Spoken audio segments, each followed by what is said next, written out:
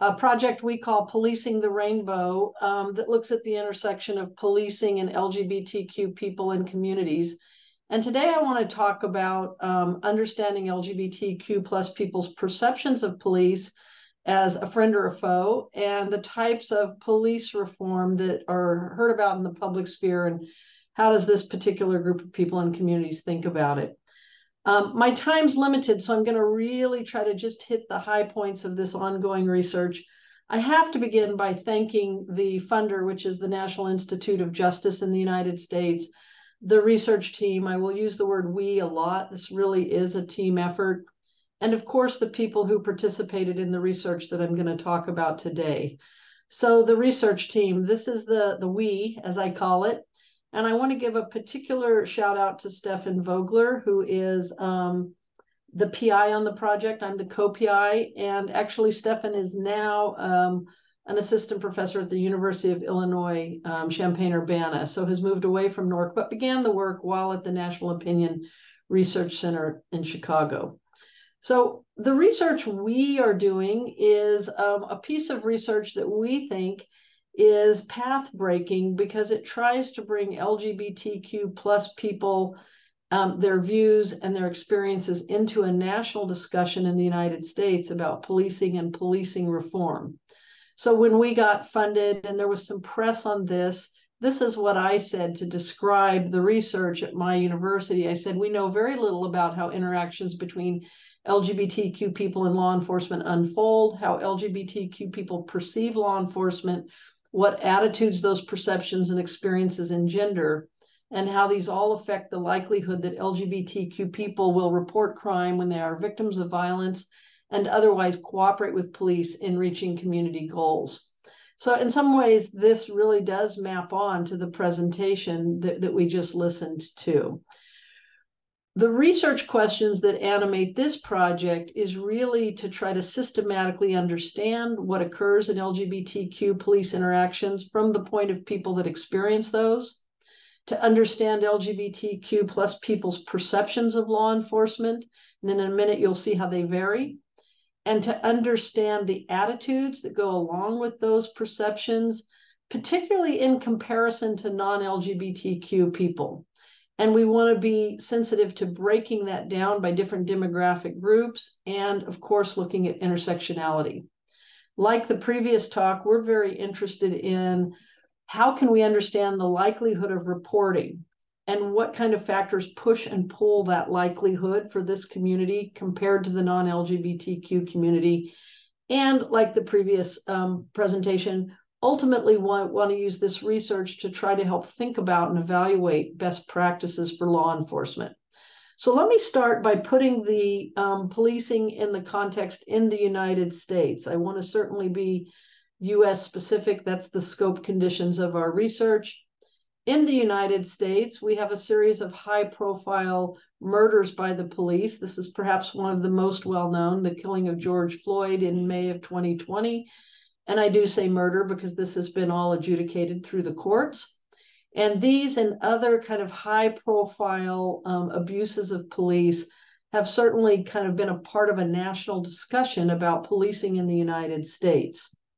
Interestingly enough, there is, of course, a history to this discussion. I work with someone in an organization called Black and Pink. It's an abolitionist organization. And I was describing to Zeph this research. And Zeph said to me, well, without policing, we would not have a community. Stonewall was such a tipping point. The police emboldened us to come together, build community, stand strong, and respond. We had to, so we did. So police enabled us as a community. I can't think of pride without thinking about police. And of course, I wrote this down when Steph and I was talking, and I said, Steph, could I use this quote? And Steph said, yeah, as long as you put my picture up too. So I thought this was a nice segue to positioning policing and LGBTQ issues in a historical context. And that historical context in the United States is often talked about as events in Stonewall, a bar in New York that was raided by police and became a kind of national point of discussion. This is a very famous photo on the left of a patron in the bar engaging with and resisting the police. And this often gets talked about as the origins of the modern, what was then called gay liberation movement in the United States. Of course, it's not just this event. In Los Angeles, closer to where I live, 2 years prior, there was a similar event at what's called the Black Cat in Silver Lake. It hasn't gotten as much attention by historians, but certainly looks similar if you read reports of it from the Los Angeles Times and other historians. Basically, a police raid of a gay, lesbian, trans, queer space. Now, these are all historical kind of touch points that contextualize, of course, the modern moment. Now, I'm not going to spend a lot of time talking about kind of the modern politics in the United States, but suffice to say, we're in an era of police LGBT relations in the United States that are quite fraught. And one of the ways we see this is in newspaper headlines that report on pride celebrations that are contested space because of a police presence. So coming from the New York Times, you can see headlines like "Cops don't belong here," or even a city like San Francisco, which has a long history of pride celebration and working with police. San Francisco Pride Parade bans police uniforms, LGBTQ officers refuse to march. So we have this history and we have current fraught kind of relations. This is a picture that was taken at Pride in LA a few years ago. And it's a collage because on the one hand, you see officers standing back, you see a banner that says "No Cops at Pride," and you actually see a law enforcement vehicle with the rainbow on it. By the way, while the LAPD and the sheriff try to recruit for policing and representation. So it's a very interesting nexus at this historical moment. What I like to say is that this history has consequential legacies, history matters, and at the same time, times do change. I mean, to see a law enforcement vehicle with a rainbow on the hood is certainly a historical moment. It's in this context that we enter the research we're doing with a few things that research reveals that we just stipulate. These are not really debatable from a literature point of view. First, we know that LGBTQ plus people experience criminal victimization at higher rates than the general population, just a growing body of research that makes that a fact. We know that they report crime victimization to police at lower levels, something that came up in the previous presentation, and yet have disproportionate contact with the criminal legal system. So the research we do kind of enters with this growing body of literature, that history, and this particular historical moment. So in our research, we gathered original data. A large probability sample, a random sample that represents, and I want to be very careful how I say this, US households, including all 50 states and DC. It represents about 97% of households. There are two limitations to this incredibly representative sample. One, we don't represent people that don't have households, and that's a big caveat, so people that are unsheltered. And it represents adults. This research does not speak to the youth experience, another very important arena. The data we have are weighted to benchmark the US population in general around dimensions of age, race, ethnicity, educational attainment, sex, and LGBTQ plus status. I say this because it's an incredible representative sample, kind of heretofore, I think, better than most surveys that we've done. The respondent characteristics for this survey map onto the United States, as they would because they're weighted to do so. So at the top, perhaps most importantly, you see that the LGBTQ portion of our sample is about 9%, which maps onto what Gallup and others tell us is the representation. We have age variation, racial ethnic variation, SES variation, kind of gender variation, and political affiliation. I tell you this because this is not a snowball sample. It's not a cherry picking. It's not circumscribed in any way other than to be representative of 97% of American households. So what I want to talk about today is, on this survey, what do we learn about how LGBTQ plus people think about the police? And in particular, as a general summation statement, do they think of the police as a friend or a foe? And secondly, how does the answer to that question vary given the diversity within the LGBTQ plus community? We know there's great variation along all sorts of dimensions. That's what I want to talk about today. And hot off the presses, we just published this piece where we answered this question. There's a journal called Context, which is kind of the outward-looking face of sociology in the United States. And we published this piece called LGBTQ plus People's Views of the Police, Friend or Foe. And I want to share with you what we did in that piece. First, we looked at one survey question on this national representative survey. And it's a very simple question, which is, which statement best describes your view of the police in general? I see the police as a friend. I see the police as a foe. I see the police as both a friend and a foe, or I see the police as neither a friend nor a foe. So this is a summary of one's orientation to the police.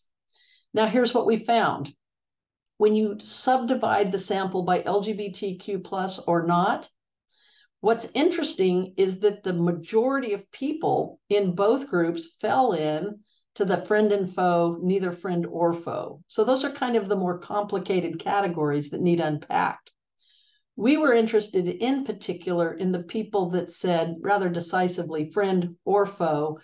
And here you see when you look at LGBTQ plus respondents versus their counterparts, not surprisingly, the LGBTQ plus people are more likely, statistically significantly more likely, to see the police as foe. That kind of maps on to the previous presentation, but I want to emphasize that interestingly, the plurality of people don't fall in that camp in both groups, hinting at a more complicated set of views. When we ask about the views of the police and we break it down by gender and sexuality, here you see the variation that I think speaks volumes. So perhaps, not surprisingly, when you look at straight heterosexual folks, a little over 10% see the police as foe, and the vast majority say friend, right? But when you look at another group, and I'm just juxtaposing these, the trans or the non-binary, you see the actual flipping of that relationship. And then you can break it down by gay, lesbian, cisgender male, cisgender female. We can cut these data however you would like. But the point I want to make here is just a simple comparison between straight heterosexual and then moving to, because that's where you get the least amount of foe, and then move it to non-binary transgender. Look at this, 96, almost 97% of non-binary people say foe. That is a dramatic contrast even between those two bars. It certainly invites a lot of questions and I think maps on to kind of policy and academic concerns. We then did some modeling where we wanted to predict the probability of people in certain kind of categories saying foe. So I showed you the descriptive, the percentages. And now I want to show you predicted probabilities when you enter into the kind of assessment, just something like race and ethnicity. Ultimately, this has to be intersectional. Let's start with race and ethnicity.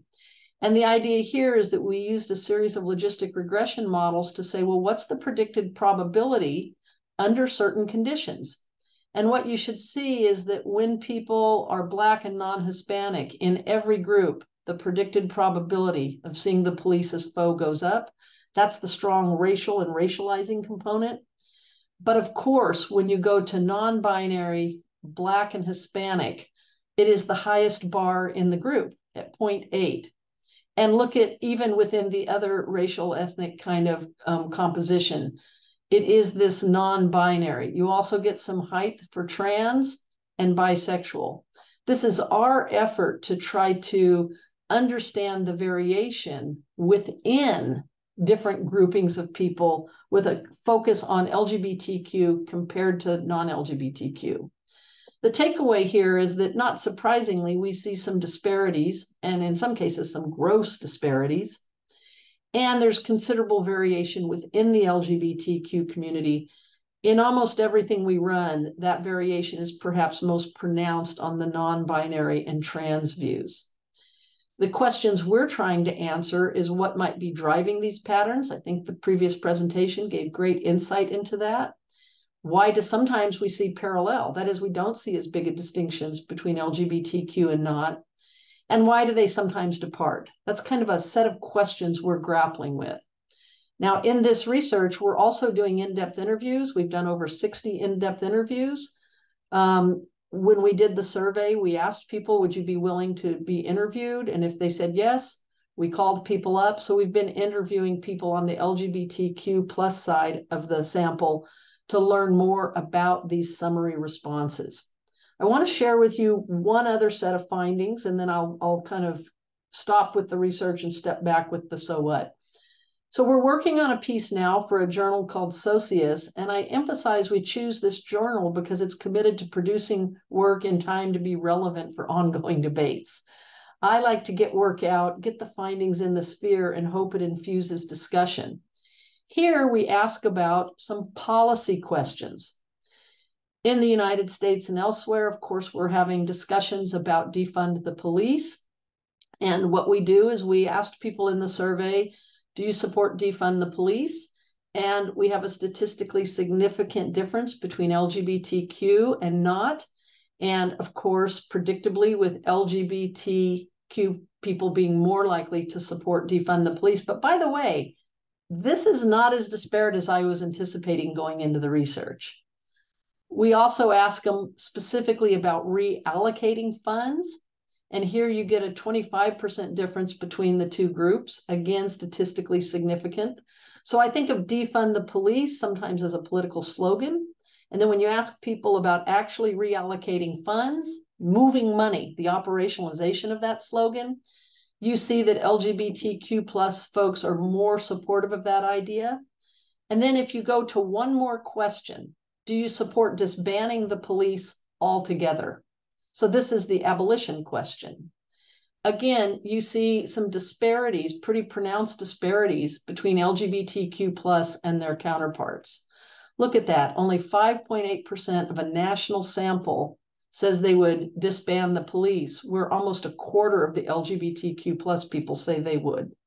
So that goes from defund as a political slogan to reallocate, which might not mean disband the police, but it means move money to perhaps mental health services and other things, to actual abolition. Now, I make this distinction because there's interesting commentary in the United States about how to think about defund the police. Bernard Horkhart, in particular, has written about defund the police as actually containing two kind of ideas, one of which is reallocating some funding, but retaining some of the vestiges of policing.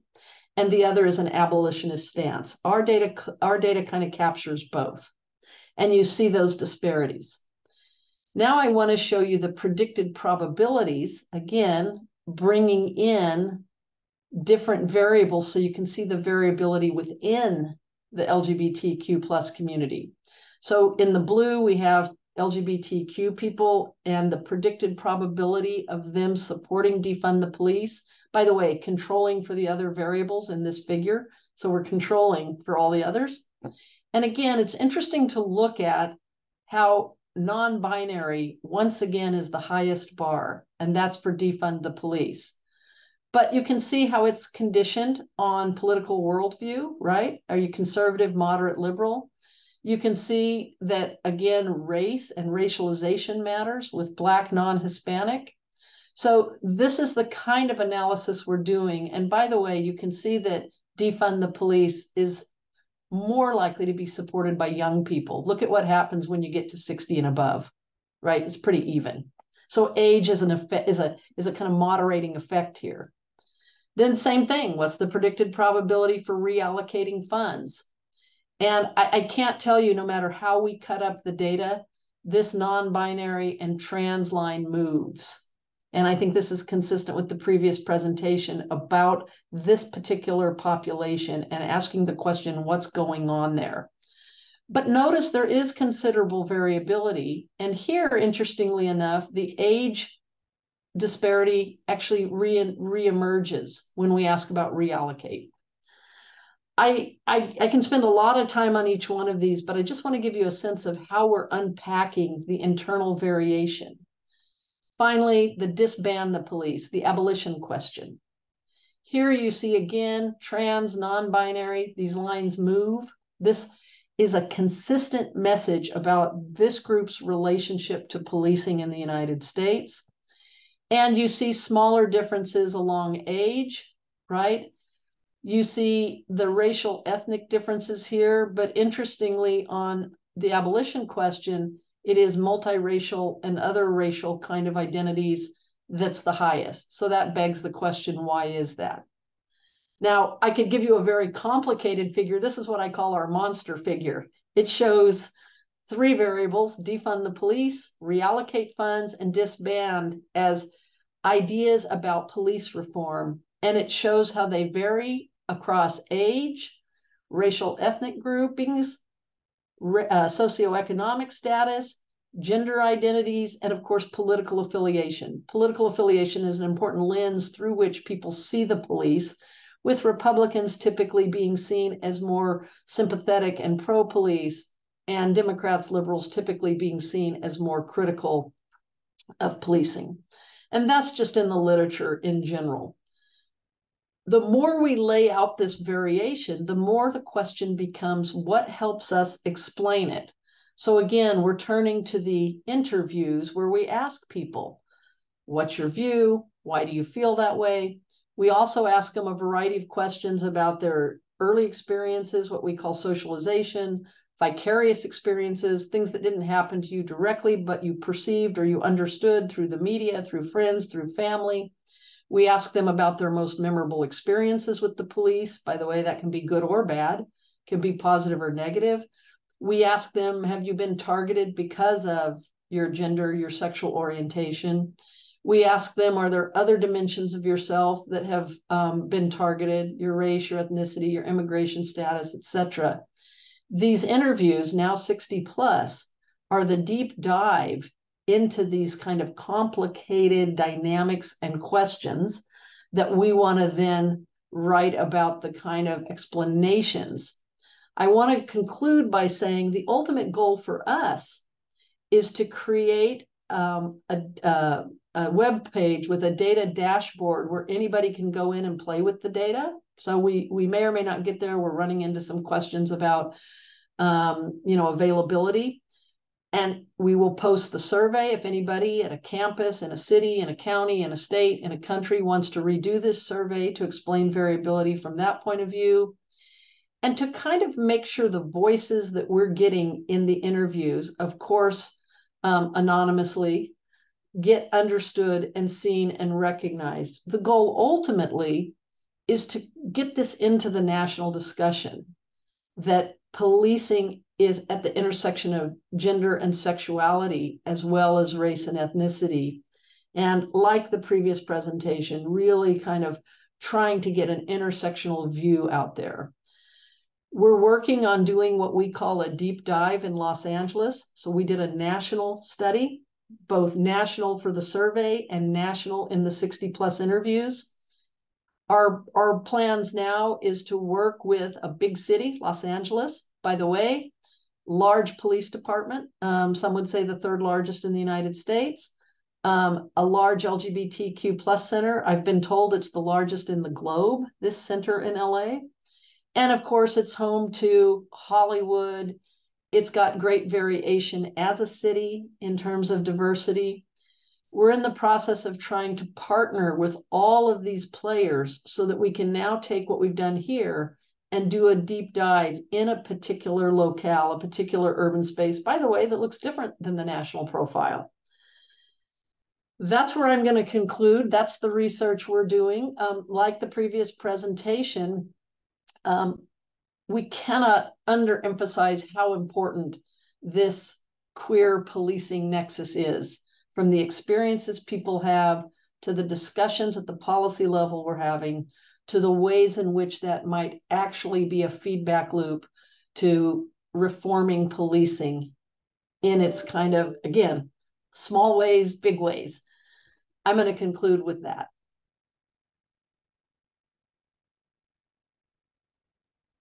Thank you, Valerie. Thank you for a wonderful presentation. If anybody has any questions, please type them in chat or in Q&A.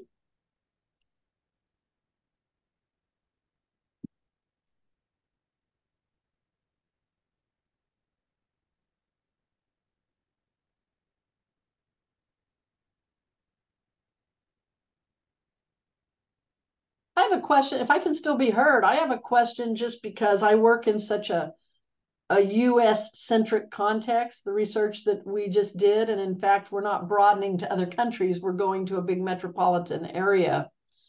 You know, one of the things I think about a lot is how much our discussions along these lines are constrained by the kind of national or nation state context and the history of policing therein.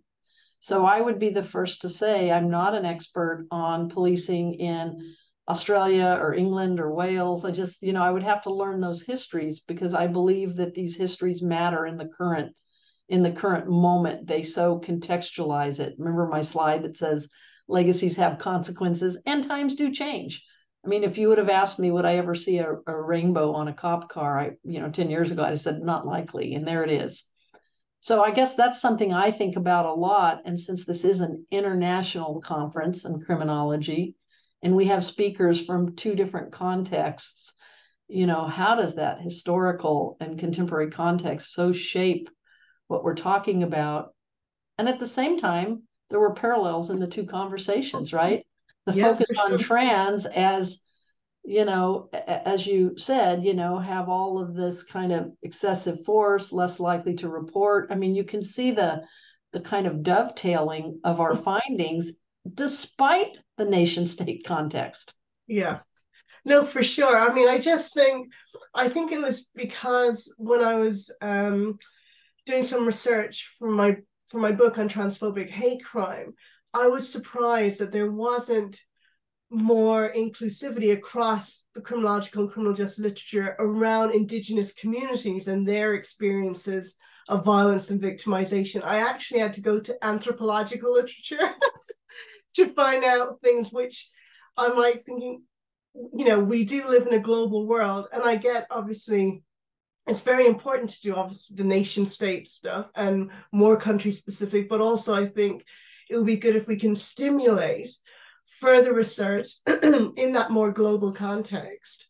Again, if we're talking about the global South and the variety of resources that are out there and other criminologists and those who work in criminal justice that could really inform perspectives, talking about different Indigenous communities, because I think sometimes, excuse me, I've got a terrible cold, so please bear with me, that basically we can learn a lot as well from the dynamics of the relationships within these very diverse trans communities, because a lot of the times we all hold ourselves up and say, aren't we doing a great job? We are making progress, and that's fantastic, whether it's with more specialist officers, who some of them do an amazing job with very little resources, to build more positive relationships with the police. But I think sometimes we take it for granted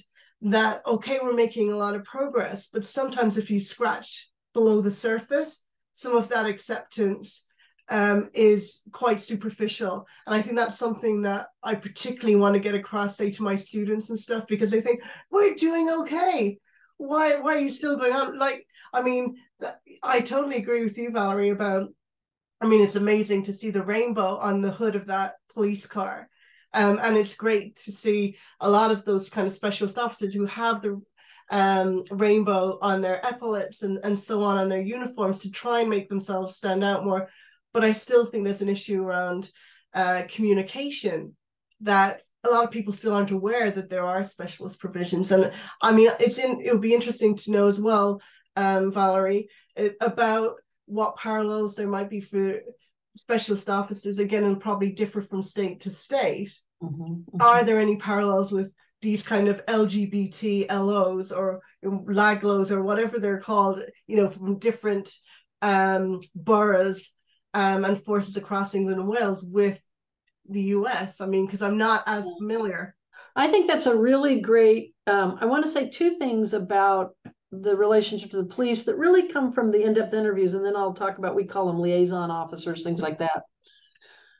These interviews that we've been doing, and I've done about 20 of them. So, we have a team and we all do interviews, but I've listened to 20 people for somewhere an hour. One went about 3 hours. These are long, in-depth interviews. And we have not coded them yet. We've not analyzed them. We certainly haven't published.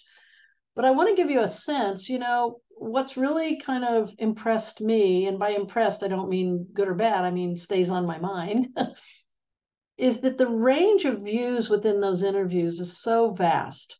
So you have people that just want to shut the police down. That's it. It's irretrievably broken. It's an abolitionist stance. It's, an endless reminder that law enforcement derived from slave patrols, blah, blah, blah. And that's a narrative, and it's a powerful one. You also have people that I've interviewed that are incredibly sympathetic to the police. They have a difficult job. We need to quit creating so much drama for them to deal with. We need to get our house in order. I mean, I've kind of heard both. And by the way, lots in between, right? We need more training. We need this, what I call the in-between. There's the abolitionists, and there's the kind of blaming the community. And there's so much in between. I think that is, in some sense, just the empirical reality, at least that's coming up in our interviews. And the question I always ask was, well, in a large country with really diverse views on policing, what are the police supposed to do? And of course, I work with the LAPD sometimes, and they sometimes say that. What are we supposed to do? And it's not an easy answer, because one would say, shut everything down. The other would say, accept our apology for creating work for you, right? That's one thing. Well, what we call the liaisons, and we have different ways of doing that in Los Angeles. Yeah. So we have about 1 minute left. Yeah, the liaisons have a tough job, right? Because there's not a clear message about what they're supposed to do. That's how I'll keep it short. Yes, if anybody has any questions, now is the last chance to type them. Okay.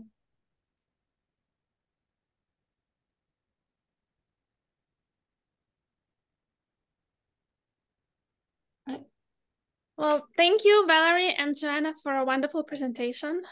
And okay. If you would like to type your emails in chat in case anybody has questions later on, you don't have to. If you want to get in touch with people, then people can take a screenshot of that. Okay, great.